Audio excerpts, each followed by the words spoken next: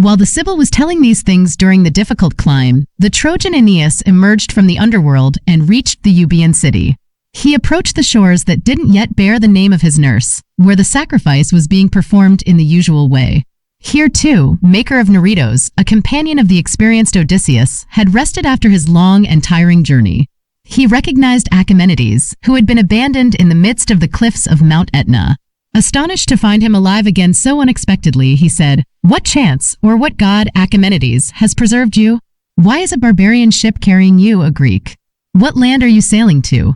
Achaemenides, no longer ragged in his clothes, but now his own master, wearing clothes that were not held together with thorns, replied, "May I see Polyphemus again, and those jaws dripping with human blood, if my home and Ithaca are more delightful to me than this ship. If I respect Aeneas any less than my own father, even if I did everything I could never be grateful enough. It's him who has allowed me to speak and breathe and see the heavens and the light of the sun. Can I be ungrateful and forget this?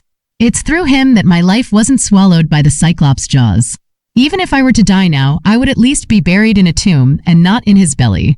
What were my feelings at that moment, unless terror deprived me of all sense and feeling, when, left behind, I saw you setting sail for the open sea? I wanted to shout aloud, but I was afraid of giving myself away to the enemy. Odysseus' shouts almost caused the destruction of even your ship. I saw him tear a mountain apart and hurl the immense rock into the waves. I saw him again throwing huge stones with his giant arms, just as if he were driven by the power of a war machine. And, forgetting that I wasn't on your ship, I was now struck with horror in case the waves or the stones might overwhelm it. He continued, "We then reached the ancient city of Lamos, home of the Laestrygonians. Antiphates was their king. I was sent to him with 2 others, but only I and 1 companion barely escaped with our lives by fleeing. The third one unfortunately became a bloody meal for the Laestrygonians. Antiphates chased us as we ran and called for his people. They swarmed after us, relentlessly throwing stones and beams, destroying both men and ships. Only our ship, carrying Odysseus and myself, managed to escape. Deeply saddened by the loss of our companions, we arrived at the region you see in the distance. Look, far away, you can see an island that I have seen before. I warn you, most righteous Trojan son of a goddess, for since the war is over, Aeneas, you are no longer considered an enemy. Avoid the shores of Circe." We too docked our ships on Circe's shores. Remembering the dangers with Antiphates and the Cyclops, we hesitated to enter her unknown dwelling. We drew lots, and fate chose me, the loyal Polites, Eurylochus, who was a bit too fond of wine, Alpiner, and 18 others to go to Circe's place. As soon as we reached her doorstep, we were met by a frightening sight, a mix of thousands of wolves, bears, and lionesses. But strangely, none of them attacked us or even tried to hurt us. Instead, they wagged their tails happily and fawned at our feet. Then, female servants welcomed us and led us through marble halls to their mistress. Circe was sitting in a beautiful alcove on a throne, wearing a magnificent robe and a golden garment. Nereids and nymphs surrounded her, not working with wool or weaving, but carefully arranging plants, flowers, and colorful shrubs in baskets. Circe herself directed their work, knowing the properties of each plant and their combined effects when mixed together. She carefully examined each herb as if weighing it. When she saw us, she greeted us kindly and promised to fulfill all our requests. She quickly ordered a mixture of roasted barley, honey, strong wine, and curds with pressed milk. However, unbeknownst to us, she secretly added powerful drugs to this sweet drink. We accepted the cups offered by her right hand. As soon as we drank them eagerly due to our thirst, the ruthless goddess touched the ends of our hair with her wand. I feel ashamed to admit this, but I began to sprout bristles, lose my ability to speak, and instead make grunting noises. I groveled on the ground with my entire face transformed. My mouth developed a hard snout, my neck grew muscular, and I started walking on all fours, using the same limb I used to hold the cup. The others suffered the same fate due to the power of the magic potion. We were locked up in a pigsty.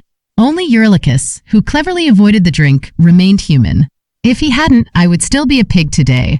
Odysseus, informed by Eurylochus of this terrible situation, came to Circe as our avenger. Hermes, the messenger god, gave him a white flower called moly with a black root. Protected by this flower and divine instructions, Odysseus entered Circe's dwelling. When she offered him the treacherous drink and tried to touch his hair with her wand, he bravely resisted her with his drawn sword. Terrified, Circe made a promise and they shook hands. She took him into her bedchamber, and in exchange for marriage, Odysseus demanded the return of his transformed companions. Circe then sprinkled us with a special potion made from harmless plants. She tapped our heads with her wand, but this time upside down, and chanted spells that were the opposite of the ones that transformed us. As she chanted, we slowly rose back to our feet. The bristles fell off, the split hooves on our feet disappeared, our shoulders returned to their normal position, and our arms reattached to our bodies. We tearfully embraced Odysseus, who was also crying. We clung to our leader's neck, overcome with gratitude and unable to speak any words at first. We stayed there for a whole year. During that time, I witnessed and heard many things. One of the 4 handmaidens who served in rituals told me a secret. While Circe was spending time alone with Odysseus, the handmaiden pointed out a young statue made of white marble in the sacred temple. The statue had a woodpecker on its head and was decorated with many wreaths. Curious, I asked her who the statue represented, why it was worshipped in the temple, and why it had a woodpecker on its head. She said, "Maker, listen closely and learn about the power of my mistress. Pay attention to what I say." The handmaiden continued, "Picus, son of Saturn, was once a king in Ausonia. He was known for his admiration for horses bred for war. He was as handsome as the statue you see here. His good looks matched his character. He wasn't even 4 times 10 years old, the age when people compete in the Olympic Games held every 5 years in Æolus, Greece. Many goddesses and nymphs were attracted to him. Dryads from the Latium hills, Naiads from the fountains, and nymphs from Albula, Numicus, Anio, Almo, a very short river, Nar Pharpharis, known for its beautiful shades, and even those who dwelled in the Scythian Artemis forest and nearby streams, all desired him. But Picus only loved one nymph. She was born to the Italian god Janus by Vanilia on the Palatine Hill. As soon as she was old enough to marry, she was given to Picus, the Laurentine king, because he preferred her above all others. Her beauty was extraordinary, but her singing was even more amazing. Her name was Cannons because her voice could move the woods and rocks, tame wild beasts, stop the flow of long rivers, and hold birds in mid-flight. One day, while Cannons sang her beautiful songs, Picus left his house and rode to the Laurentine fields to hunt wild boars. He was urging his spirited horse forward, carrying 2 javelins in his left hand and wearing a purple cloak fastened with yellow gold. Circe, the daughter of the sun, also happened to be in the same woods that day. She had left her homeland, called Circe after her, to gather fresh plants on the fertile hills. Hidden by the bushes, Circe was astounded the moment she saw the handsome Picus. The plants she had collected fell from her arms, and a burning sensation seemed to spread through her entire body. As soon as she regained her senses from this powerful shock, she wanted to confess her love to him. However, Picus' fast horse and his surrounding guards prevented her from approaching him. Yet she declared, "Even if you are carried away by the winds, you won't escape me if my knowledge of herbs is any good and if my charms don't fail me." She then created an illusion of a wild boar with no real substance and commanded it to run past the king and disappear into a dense forest where the woods were thickest and inaccessible by horse. Picus immediately and unknowingly followed the phantom prey. He hastily dismounted from his sweating horse and ventured deep into the forest on foot, chasing a vain hope. Circe quietly recited magic spells and worshipped strange gods with unusual verses, which she used to both darken the bright moon and bring rain clouds above her father, the sun. The sky grew dark as she chanted, and the ground became misty.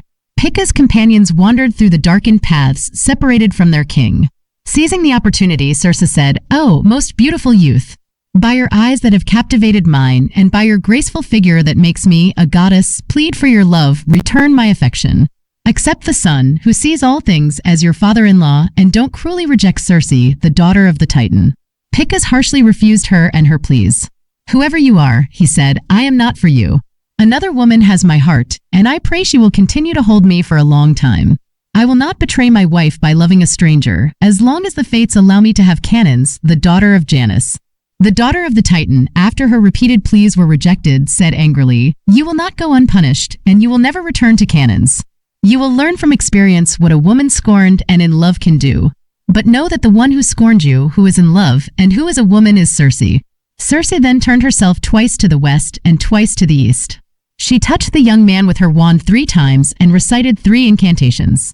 Picus fled, surprised that he was moving faster than usual. He saw wings on his body and realized with anger that he was suddenly transformed into a strange bird of the Latian woods.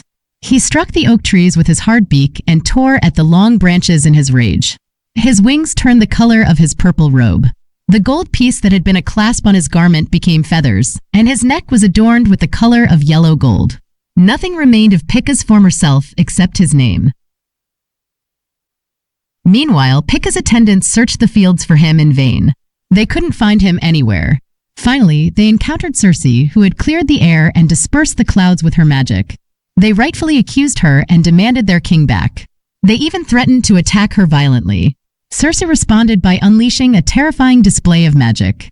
She scattered poisonous substances and called upon the powers of night, summoning the night gods from the depths of Erebus and chaos. She also invoked Hecate, the goddess of witchcraft, with her magical howls. Unbelievable things happened. The woods shook as if uprooted from the ground. The earth groaned, nearby trees turned pale, and the grass became soaked with blood. Even the stones seemed to bellow, dogs barked out of nowhere, and the ground became infested with black snakes. Ghostly figures of the departed flitted about. The terrified crowd trembled in fear. Circe then touched their frightened faces with her enchanted wand. As she did, the men transformed into monstrous wild beasts, losing their human forms entirely. By the time the sun dipped below the horizon, casting its light on the Tartessian shores, Cannons was still waiting in vain for her husband's return. Her servants and the townspeople searched for him throughout the woods, carrying torches to light their way. But Cannon's grief went beyond tears. She tore at her hair and beat her chest in despair. Despite her sorrow, she couldn't stay still. Driven by distraction, she wandered aimlessly through the Latian fields. For 6 nights and 6 days, she roamed tirelessly, without sleep or food, wherever her feet took her. Finally, exhausted from weeping and wandering, she collapsed on the cold banks of the Tiber River. There, with tears streaming down her face, she poured out her heart in a mournful song, lamenting her tragic fate, just like a dying swan singing its own funeral dirge. Overwhelmed by grief, she wasted away until she vanished into thin air.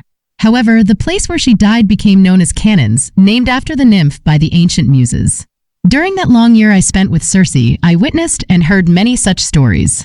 Eventually, we grew sluggish and inactive from idleness. Then, Circe ordered us to set sail again and raise our sails once more.